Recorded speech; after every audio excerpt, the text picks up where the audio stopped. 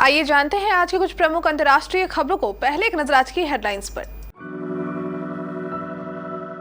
Supreme court को आज मिलेंगे 5 नए जज। सीजेआई डीवाई चंद्रचूड़ दिलाएंगे शपथ। कांग्रेस के लिए बूस्टर डोज की तरह है भारत जोड़ो यात्रा। एमपी, राजस्थान जैसे चुनावी राज्यों में दिखेगा असर। मेयर चुनने आज तीसरी बार बैठेगी दिल्ली की छोटी सरकार। आप बीजेपी की सियासी फाइट में 2 कोशिशें हो चुकी है बेकार। रामचरितमानस की प्रतियां जलाने पर 2 आरोपियों के खिलाफ लगी रासुका। योग गुरु रामदेव पर राजस्थान में एफआईआर दर्ज। धार्मिक भावनाओं को ठेस पहुंचाने का आरोप। डोडा के बेघर परिवारों ने एसडीएम को सुनाई समस्याएं। ठंड में बच्चों का है बुरा हाल। 7.8 की तीव्रता के भूकंप से तुर्की में तबाही। अब तक 5 की मौत। सरिया में भी कई इमारतें गिरी। बांग्लादेश में एक बार फिर मंदिरों में तोड़फोड़। 14 जगहों पर तोड़ी गई मूर्तियां। सिद्धार्थ मल्होत्रा और कियारा आडवाणी में कौन है ज्यादा पैसे वाला। और ऑस्ट्रेलिया को घर में घुसकर मारने वाले 2 चैंपियन बैठे। टीम इंडिया से बाहर नहीं मिलेगी जगह। रोहित शर्मा भी बेबस। सुप्रीम कोर्ट में नवनियुक्त 5 नए जजों को सोमवार सुबह 10:30 बजे चीफ जस्टिस डीवाई चंद्रचूड़ पद की शपथ दिलाएंगे। सुप्रीम कोर्ट कॉलेजियम ने पिछले साल दिसंबर 2022 को इनकी नियुक्ति की सिफारिश की थी। राष्ट्रपति ने 4 फरवरी को इन नामों पर मुहर लगाई है।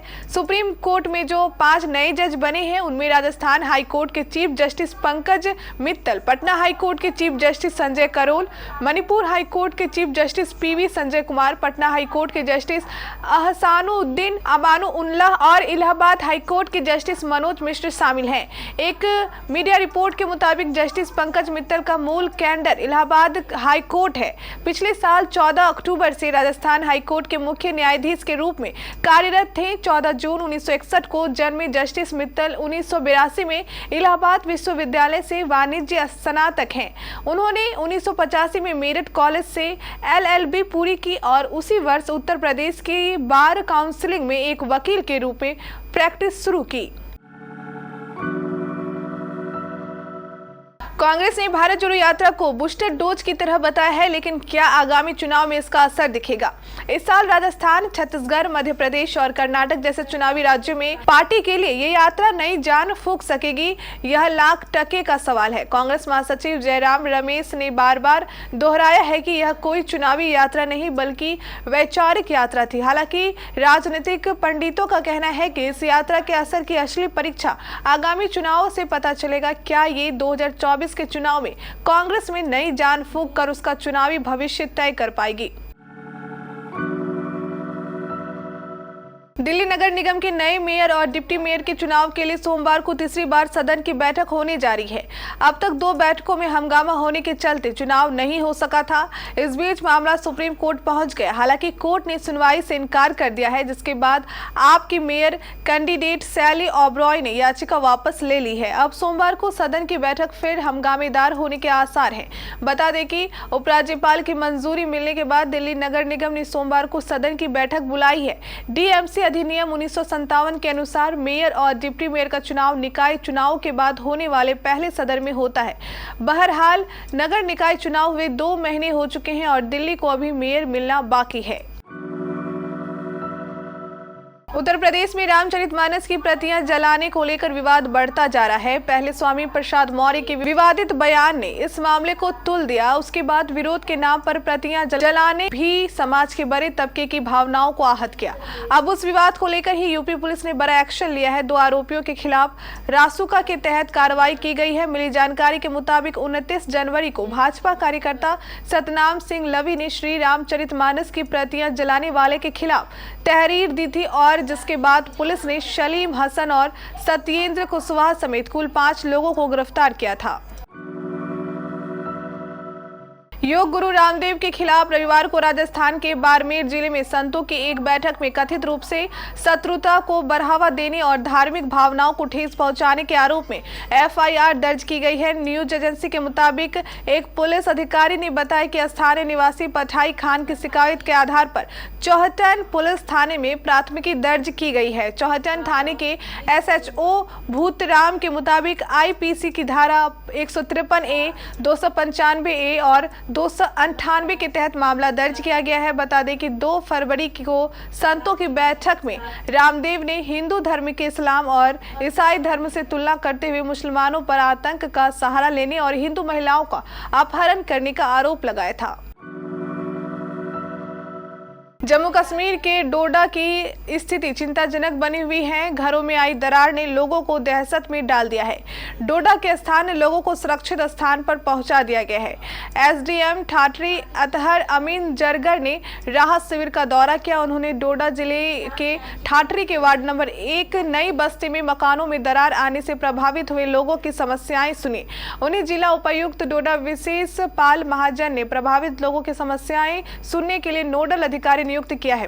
एसडीएम ठाठरी अतहर अमीन जरगर ने राहत शिविर का दौरा करके लोगों की समस्याएं सुनी। इस दौरान राहत शिविर में अधिकांश महिलाएं थी। उन्होंने एसडीएम को बताया कि सर्दी के चलते उनके छोटे छोटे बच्चे बीमार हो रहे हैं, साथ में बिजली, पानी और शौचालय की काफी समस्याएं हैं।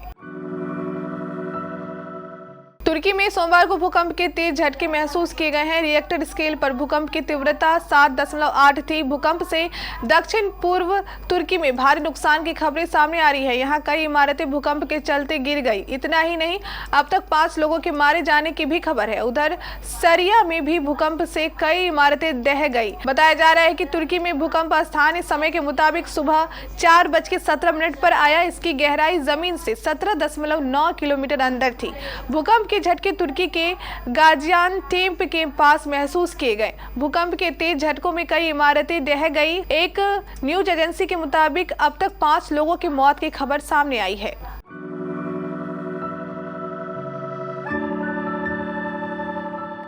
बांग्लादेश में एक बार फिर मंदिरों में तोड़फोड़ का मामला सामने आया है। इस बार असामाजिक तत्वों ने 1 या 2 नहीं बल्कि 4 मंदिरों में तोड़फोड़ की है। वहीं मामले की जानकारी मिलते ही पुलिस ने जांच शुरू कर दी है। दरअसल बांग्लादेश में अज्ञात बदमाशों ने शनिवार रात और रविवार तड़के सुनियोजित तरीके से सिलसिलेवार 14 हिंदू मंदिरों में तोड़फोड़ की। पुलिस ने रविवार को यह जानकारी दी। एक मीडिया रिपोर्ट के मुताबिक ठाकुर गांव के बलिया डांगी में एक हिंदू समुदाय के नेता विद्यानाथ बर्मन ने बताया कि अज्ञात लोगों ने अंधेरे की आड़ में मंदिरों पर दावा बोला और 3 गुटों में 14 मंदिरों में मूर्तियों को तोड़ दिया।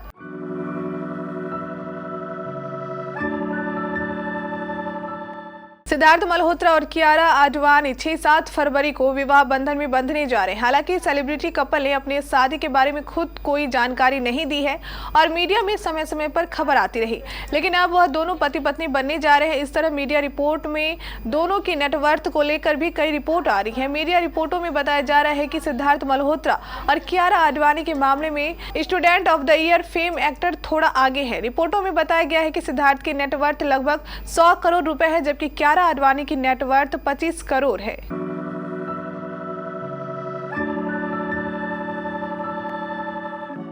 भारतीय क्रिकेट टीम बहुत जल्दी बहुचर्चित बॉर्डर गावस्कर ट्रॉफी में ऑस्ट्रेलिया से 2-2 हाथ करेगी। इस सीरीज का इंतजार काफी दिनों से किया जा रहा है। 4 टेस्ट मैच में भारत को अपना सर्वश्रेष्ठ खेल दिखाना होगा। आईसीसी वर्ल्ड टेस्ट चैंपियनशिप के तहत खेली जाने वाली सीरीज में टीम इंडिया को जीत चाहिए। फाइनल की रेस में बने रहने के लिए यह बेहद जरूरी है। भारतीय टीम के कप्तान रोहित शर्मा को मजबूरी ये है कि जिन 2 चैंपियन खिलाड़ी ने ऑस्ट्रेलिया में जाकर बैंड बजाया था वो टीम में नहीं है।